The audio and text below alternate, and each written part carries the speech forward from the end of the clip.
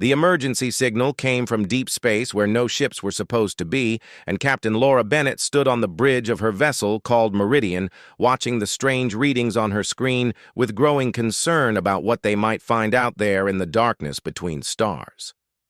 Her crew had been exploring this sector for 3 months now, and nothing unusual had happened until this moment when the computers detected something that should not exist in this forbidden area of space that every known civilization had marked as dangerous and off-limits to all travelers. Laura gave orders to her team, and they moved closer to investigate the source of the signal, and what they discovered would change everything they thought they knew about the galaxy and their place in it, because floating among the debris of an ancient battlefield were crystalline pods that glowed with violet light.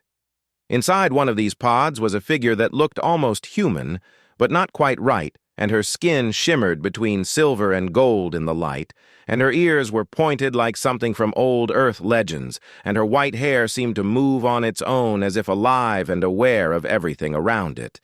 The medical team brought the pod aboard the ship with extreme caution, and when they opened it, the woman inside had eyes that looked ancient and knowing and filled with intelligence that made even the bravest crew members step back in awe and perhaps a little fear of what she represented. But she was not alone in that pod, because something else emerged from the crystalline structure, and it was a creature covered in black scales that absorbed all light around it, and the creature was small like a cat.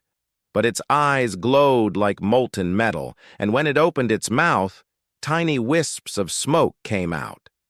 Dr. Helen Carter, who studied alien life forms for 20 years, whispered that it was a dragon, and her voice shook with excitement and disbelief, because dragons were supposed to be myths and stories and not real living, breathing creatures that hissed at anyone who came too close.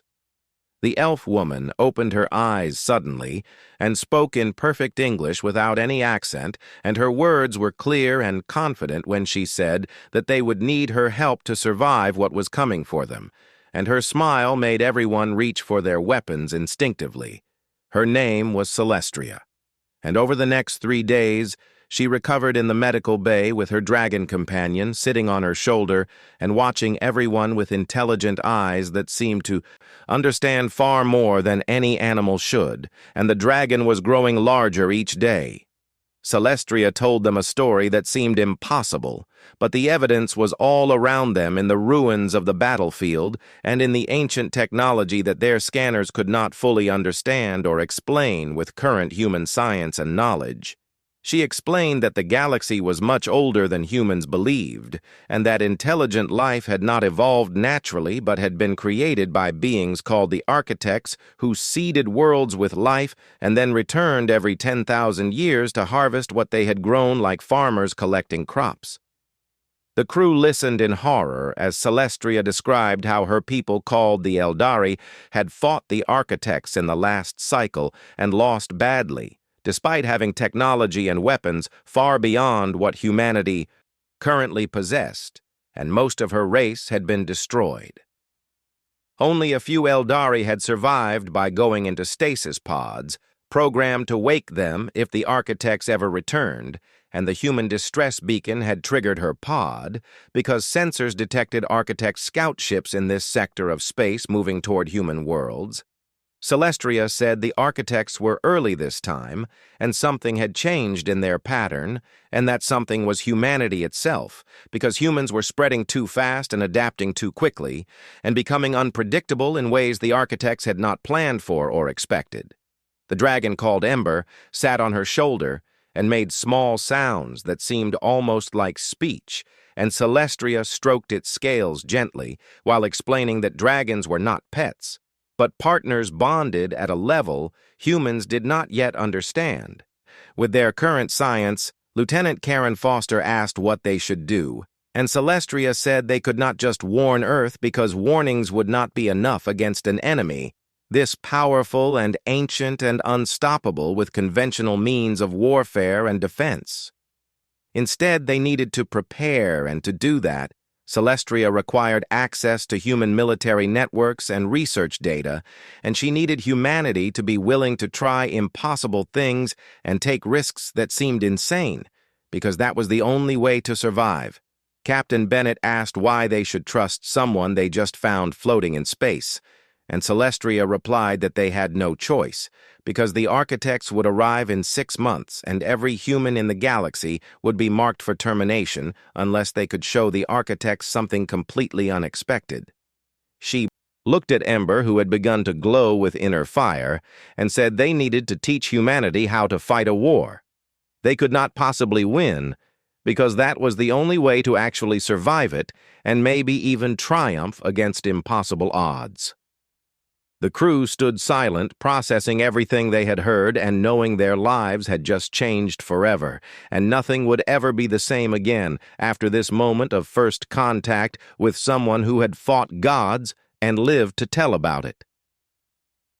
The Meridian returned to Proxima Station, which was the largest human military base on the frontier, and Celestria walked through the corridors with Ember on her shoulder, and everyone who saw them stopped to stare at the impossible pair that had emerged from ancient legends into reality. Admiral Patricia Hayes commanded the entire Third Fleet, and she was not easily impressed by anything, but even she felt a chill when Celestria entered the command center and began explaining what humanity faced in the coming months, with calm certainty that came from experience. Celestria showed them images from her wrist device, and the holographic projections filled the room with scenes of a war that had destroyed countless worlds and civilizations. And the architects' ships looked like geometric nightmares that bent space around them in ways that defied physics.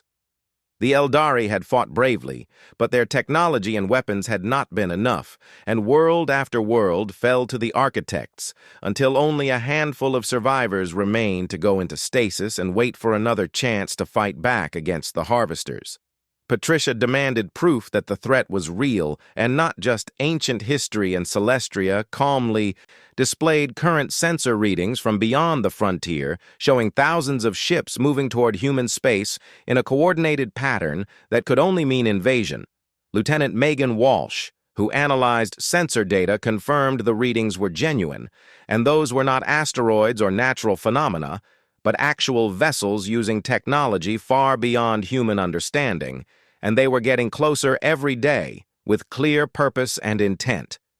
The room erupted in chaos as officers began shouting questions and demands and suggestions all at once.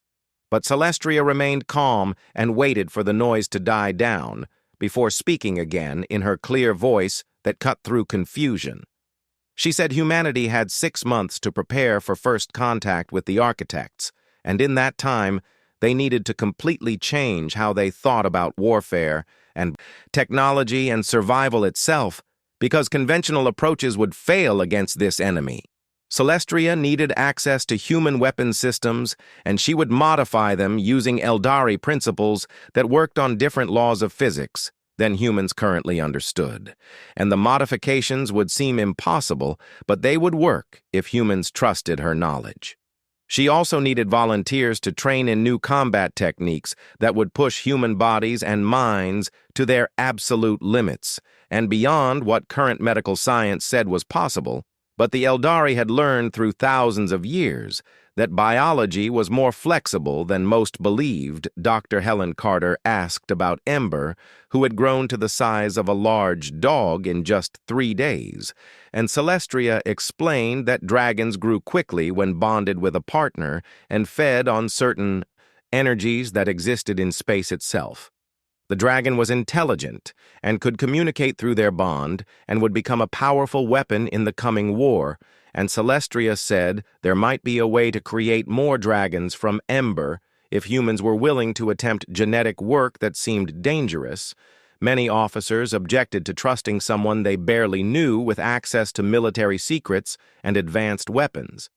But Captain Laura Bennett spoke up and vouched for Celestria after spending days observing her and believing her story was true. Based on evidence, Patricia studied Celestria carefully and asked one direct question about whether humanity could actually win this war, and Celestria answered honestly that winning was not possible, but making the architects pay a terrible price was achievable with proper preparation. If humanity fought well enough and caused enough damage, Then the architects might decide that harvesting human worlds was too costly, and they would leave this sector alone for another cycle, giving humanity time to grow stronger. Patricia made her decision and authorized Celestria to have whatever resources she needed and ordered all fleet commanders to go to war preparation status and begin training immediately for the coming conflict that would determine their species' survival.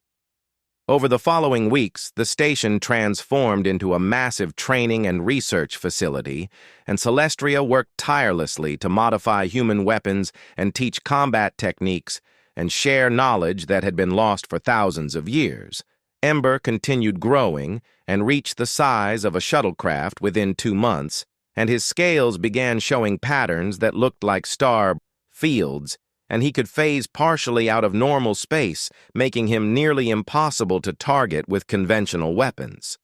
The dragon could breathe plasma hot enough to cut through battleship armor and possessed intelligence that rivaled the station's most advanced computers, and he bonded with Celestria at a level that made them move as one unified being in combat. Volunteers came forward to bond with juvenile dragons, created from Ember's genetic material, and the process was dangerous and painful.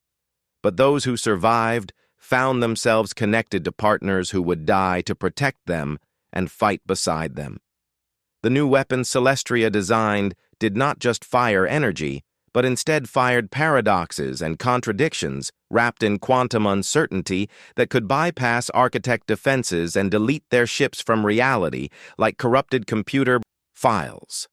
Human pilots trained day and night, learning to trust their dragon partners and fight in ways that seemed impossible but worked when they stopped thinking and started feeling the flow of battle through their bonds with the intelligent creatures. Celestria pushed everyone hard and showed no mercy in training because she knew from experience that mercy during preparation meant death during actual combat, and she would not let humanity die without giving them every possible advantage. Some people complained that she was too harsh, but Laura defended her methods and pointed out that everyone who trained under Celestria came out stronger and faster and more capable than they had ever been before the training started. As the months passed, the threat became more real, and scout ships reported architect vessels appearing at the edge of human space testing defenses and gathering information about this young species that had appeared since the last harvest cycle. Patricia asked Celestria if they were ready, and the Eldari woman said they were as ready as possible given the time constraints, but the real test would come when battle began and theory met reality in the chaos of actual warfare. The countdown continued, and everyone on the station knew their lives were about to change forever, and some would not survive what was coming. But they also knew they would fight with everything they had to protect their worlds and families and future. The Architect's scout fleet arrived exactly when Celestria predicted, and their ships emerged from folded space like geometric nightmares that hurt human eyes to look at directly, and 40 vessels each, the size of a small moon, appeared at the edge of the Proxima system. Captain Laura Bennett commanded the HMS Defiance, which was one of 12 human ships retrofitted with Eldari technology and weapons, and beside her flagship flew the Dragonwing Squadron made up of fighters bonded with juvenile dragons bred from Ember's genetic material. The battle began at dawn station time, and the architects moved with impossible grace through space, and their weapons bent reality into lethal configurations that dissolved traditional missiles and energy beams before they could reach their targets, like fighting against mathematics itself. But the new weapons worked exactly as Celestria promised, and when the first volley struck an architect vessel, it simply ceased to exist and deleted from reality, and the crew cheered. But Laura knew this was just the beginning of a long fight. Ember led the younger dragons in devastating assaults, and they phased through energy shields and breathed plasma that burned in dimensions the architects had not accounted for, and their riders fired modified weapons that turned enemy defenses against themselves. Commander Lisa Hayes piloted Dragonwing Alpha with her partner Starfire, who was barely 1 year old, but already fierce and loyal, and together they dove through impossible firing solutions that would have killed any normal pilot and ship combination. The architects adapted quickly because they always adapted, and within 3 hours, human casualties began mounting as enemy vessels learned to counter the new weapons and tactics, and the destroyer Valiant exploded in a cascade of twisted metal that had once been home to 200 souls. Karen Foster monitored tactical data and reported that they were losing ground as the architects processed human attack patterns and adjusted their defenses faster than anyone expected, and the carrier horizon folded into itself, crushed by gravity weapons. Fighter wings went dark one by one as brave pilots and their dragon partners died in fire and void, and Laura felt each loss like a physical blow. But she kept her voice steady when giving orders because the crew needed her strength. Celestria had been silent throughout the battle, but now she spoke and said they needed to stop using patterns and let chaos take over, and she would handle the architect fleet personally with Ember while human forces regrouped at a safer distance. Laura protested that fighting alone was suicide, even with all of Celestria's power and knowledge. But the Eldari woman smiled sadly and said she had done this before more times than she could count, and there was a reason her people put her in stasis. Before anyone could stop her, Celestria transported directly onto Embers back in a shimmer of light, and the massive dragon roared with a sound that resonated across every frequency, and they dove together toward the architect fleet like a falling star. What happened next would be analyzed and studied for generations as Celestria and Ember moved as one perfect being, weaving through weapons fire that should have killed them instantly, and appearing in multiple places simultaneously through techniques humans did not understand. Celestria's hands wove patterns in the air, and where she gestured, architect ships came apart as their fundamental structures were rewritten at the quantum level, and ancient vessels that had existed for eons simply stopped being coherent matter. Ember breathed entropy itself, and matter aged millions of years in seconds, turning architect hull plating into dust and their weapons into corroded junk that could not function, and entire ships crumbled under the assault of accelerated time. But they were only 2 beings against 40 ships, and the architects were patient and ancient and utterly without mercy, and they focused all their remaining firepower on the dragon and rider pair. With mathematical precision, Karen reported that Celestria's shields were failing under the concentrated assault, and she could not maintain this level of combat much longer without support, and Ember was taking damage that would have killed lesser creatures already. Laura made her decision instantly and ordered all remaining ships to converge on Celestria's position, and Dragon Wing, along with all surviving fighters, were to support her with Pattern Delta, which meant controlled chaos that the architects could not predict. The human fleet, battered and bleeding, surged forward with 11 ships and 37 dragon-bonded fighters against an enemy that had destroyed civilizations, and they fought with desperation and courage and absolute refusal to surrender. Ships traded fire at point-blank range, and dragons phased through hulls to attack architect vessels from inside, and human crews pushed their modified weapons beyond safe limits, because safety no longer mattered when extinction was the alternative. The battle raged for another 3 hours, and space filled with debris from both sides, and the station itself took damage from stray weapons fire, but held its position and continued coordinating the defense of human space.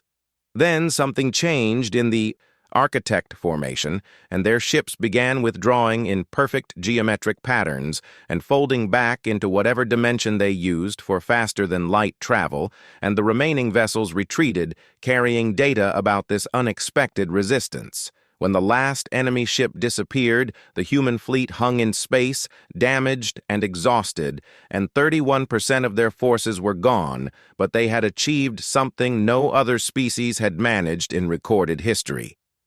They had made the architects bleed and retreat and reconsider their approach. And while this was only a scout force, the survivors had proven that humanity could fight back against impossible odds and win at least small victories. Celestria and Ember returned to the Defiance, and she was injured and tired but alive, and her dragon was wounded but already healing, and Laura met them in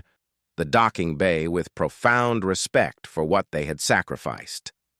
The crew cheered when Celestria walked through the corridors, and she smiled wearily and said this was just the beginning, because the main architect fleet would be much larger and more dangerous. But now humanity knew they could fight. Patricia arrived and reviewed casualty reports and damage assessments and told Celestria that her methods had worked and saved countless lives, even though the cost was high and she had earned humanity's trust through blood and battle.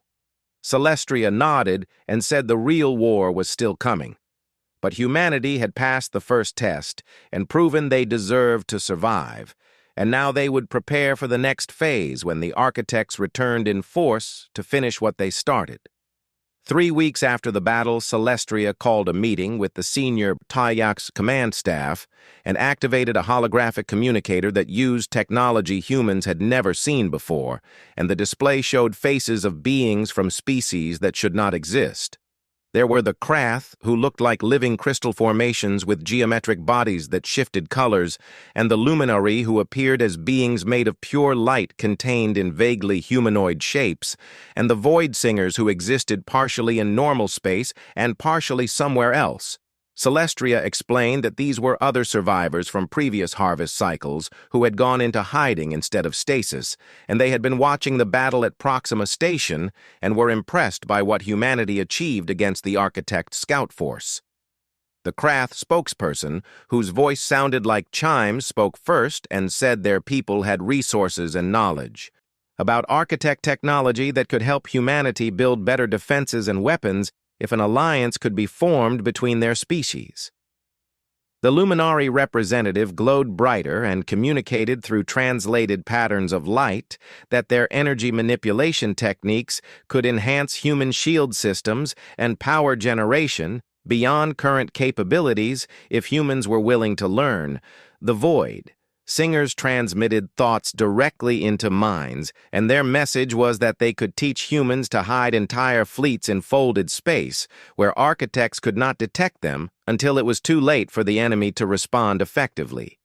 Laura asked why these species were offering help now after hiding for thousands of years, and the Krath explained that the battle had changed everything because it proved the architects could be hurt and driven back by determined resistance.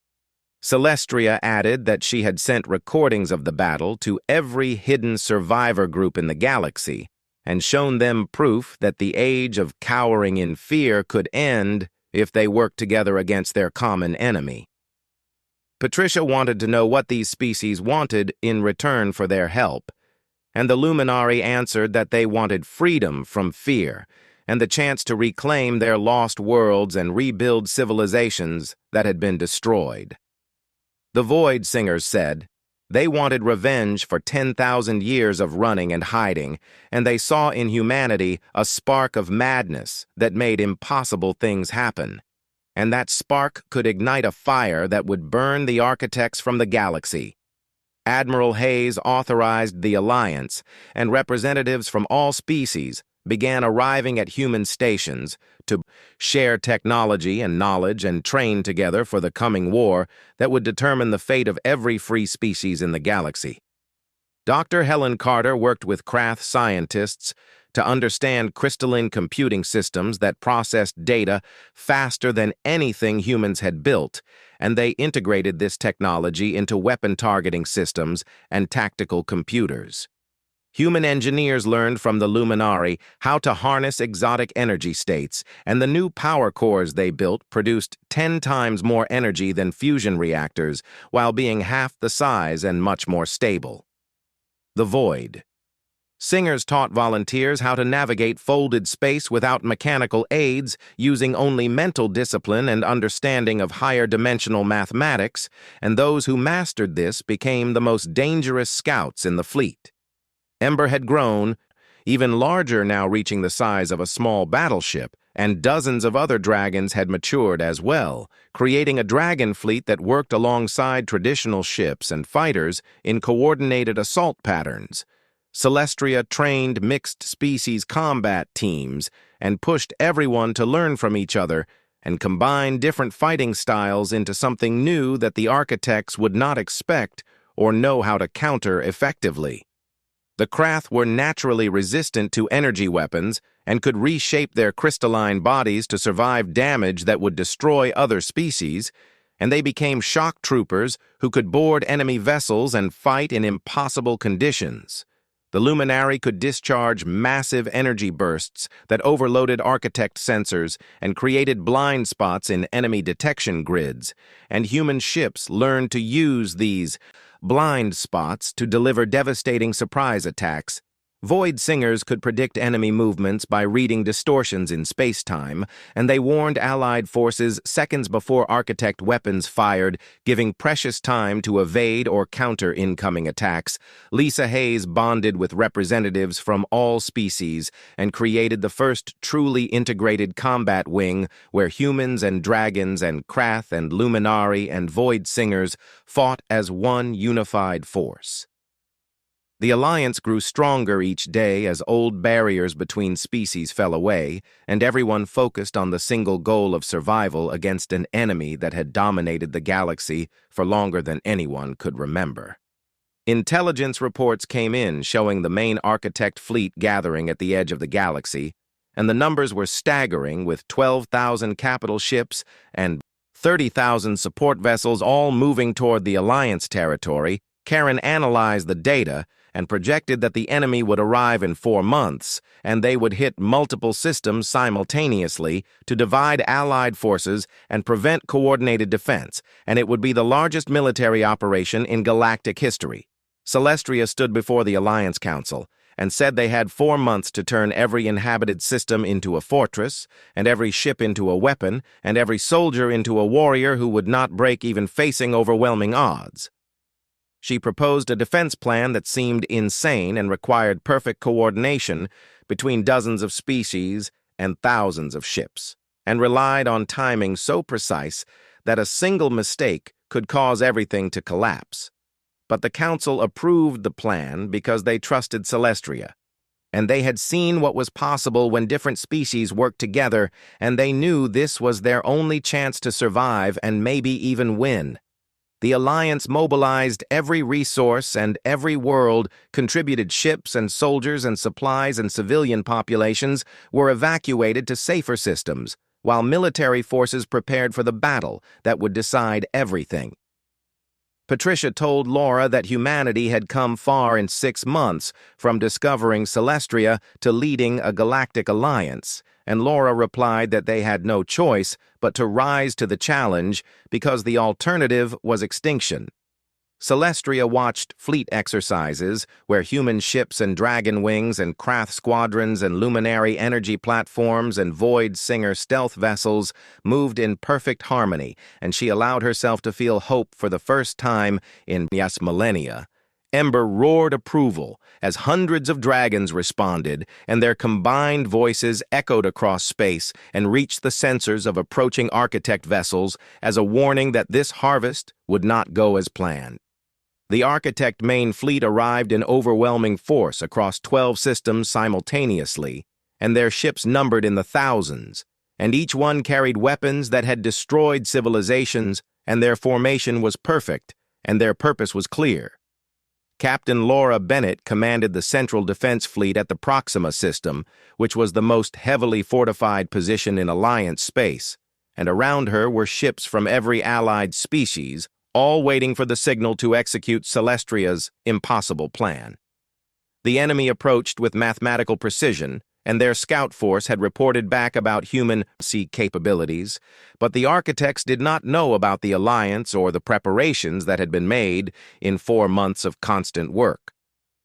Celestria stood on the bridge of the Defiance with Ember beside her, now fully grown and magnificent, and she watched the enemy fleet advance and remembered every battle she had fought and lost against these ancient harvesters. Admiral Patricia Hayes gave the order to begin, and the first phase of the defense plan, activated as Void Singer ships, created massive distortions in space-time that scrambled Architect sensors and made it impossible for them to accurately target Allied positions. Luminary energy platforms discharged coordinated bursts that blinded enemy detection grids and created zones where Architect weapons could not lock onto targets, and human ships used these zones to maneuver into attack positions. Krath vessels charged forward, absorbing enemy fire with their crystalline hulls and delivering boarding parties directly into Architect ships, where they fought with savage efficiency in corridors designed for different physics. Dragon Wings, led by Lisa Hayes and Starfire, dove through the chaos and phased through enemy shields and delivered plasma strikes directly into critical systems, and the younger dragons had learned much from Ember and fought with terrifying coordination.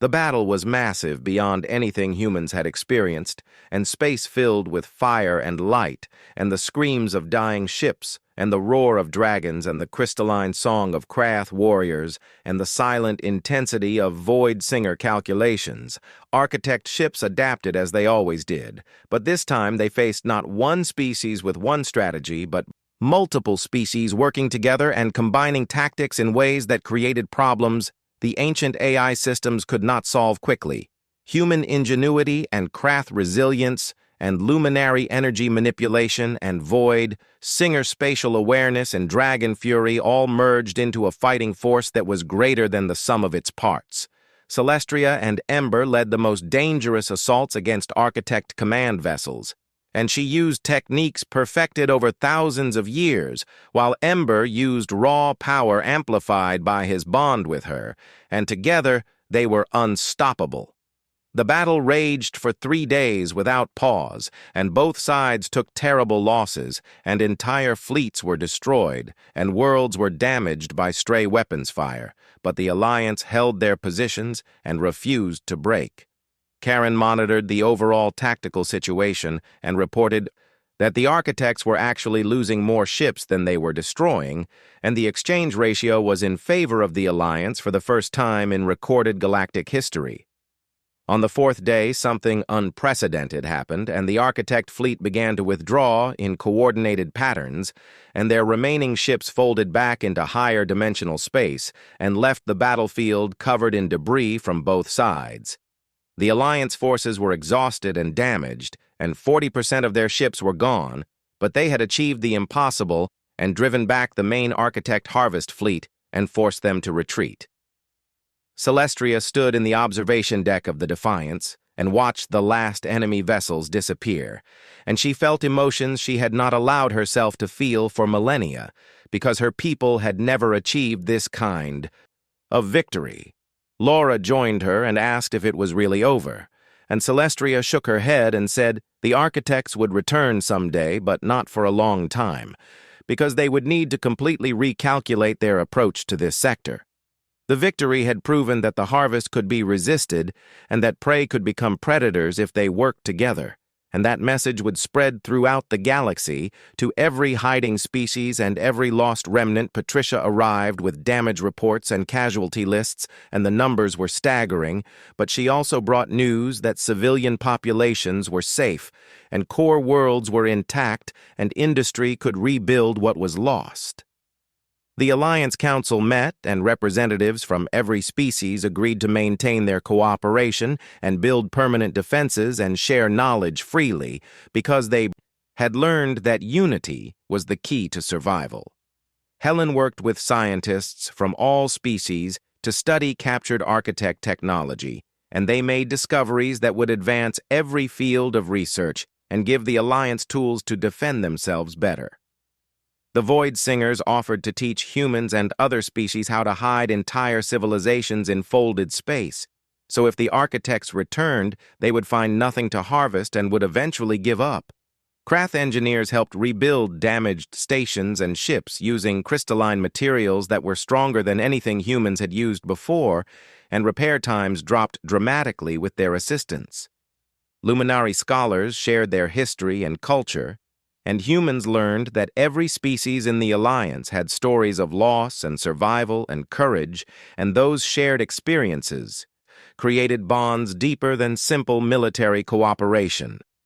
Dragons continued to grow and breed and bond with partners from all species, and they became symbols of the Alliance, representing the strength that came from different beings working together toward common goals. Celestria announced that she would stay with humanity and help guide them as they took their place among the elder species of the galaxy, and Ember agreed by settling protectively around the command center. Lisa and Starfire became ambassadors of sorts, traveling between worlds and species to share combat techniques and build friendships and demonstrate what was possible when trust existed between different forms of life. The Alliance established a permanent defense network spanning dozens of systems with mixed species crews on every station and ship and patrol routes that covered all approaches from Architect territory. Laura was promoted to Admiral and given command of the new First Alliance fleet, which included the most advanced ships ever built, incorporating technology and design principles from every member species. Celestria trained the next generation of warriors and tacticians, and she taught them not just how to fight, but why they fought and what they were protecting, and the importance of never giving up hope. Years passed, and the Alliance grew stronger, and new species joined after hearing about the victory and wanting to be part of something larger than themselves, and the coalition became a true galactic power. The Architects sent probe ships occasionally to observe and gather data, but they never attacked again during Celestria's lifetime, and gradually the threat faded into history, though no one forgot the lessons learned. Ember lived for centuries as dragons do, and he saw multiple generations of humans and bonded partners, and he remembered the day they found Celestria in that pod, and how everything changed. The galaxy entered a new age where cooperation replaced fear, and different species learned from each other and built wonders that combined the best of all their cultures and technologies and philosophies. And somewhere in deep space, the Architects watched and calculated and waited, but they knew now that this sector was different, and that harvesting here would cost more than they were willing to pay. Humanity had risen from being an unknown variable to become leaders of the Alliance and protectors of free species, and they never forgot that it started with one elf woman and her dragon offering to help them survive.